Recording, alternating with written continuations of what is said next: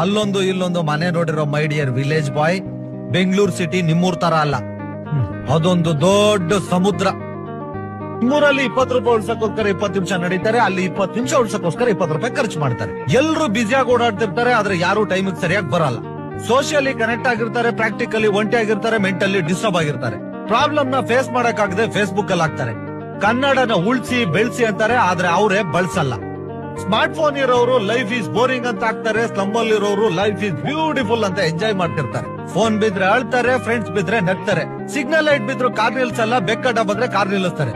ದುಡ್ಡಿಲ್ದಿರೋರು ದನ ಕಾಯ್ತಿರ್ತಾರೆ, ದುಡ್ಡಿರೋರು ನಾಯಿ ಕಾಯ್ತಿರ್ತಾರೆ. ಶೂಗಳನ್ನ AC room ಅಲ್ಲಿ ಇಟ್ ಮಾಡ್ತಿರ್ತಾರೆ, ತಿನ್ನೋ ತರಕಾರಿನ ರೋಡಲ್ಲಿ ಇಟ್ ಮಾಡ್ತಿರ್ತಾರೆ. ಫ್ಯಾಮಿಲಿ ಡಿಟ್ಯಾಚ್ ಆಗಿರುತ್ತೆ, ಟಾಯ್ಲೆಟ್ ಅಟ್ಯಾಚ್ ಆಗಿರುತ್ತೆ. ಬಡವರು ದುಡ್ಡಿಲ್ದೆ ತರಕಾರಿನ ಬೇಯಿಸ್ಕೊಂಡು ತಿಂತಾರೆ, ಶ್ರೀಮಂತರು ಅದೇ ತರಕಾರಿನ ಹೋಗಿ 5 ಸ್ಟಾರ್ ಹೋಟ್ಲಲ್ಲಿ ತಿಂತಾರೆ. ಕರುಣೆ ಇಲ್ದೇ ಇರೋರ್ಗೆ ಕೋಟಿ ಆಸ್ತಿ, ಆಸ್ತಿನೇ ಇಲ್ದೇ ಇರೋರ್ಗೆ ಕರುಣೆ ಜಾಸ್ತಿ.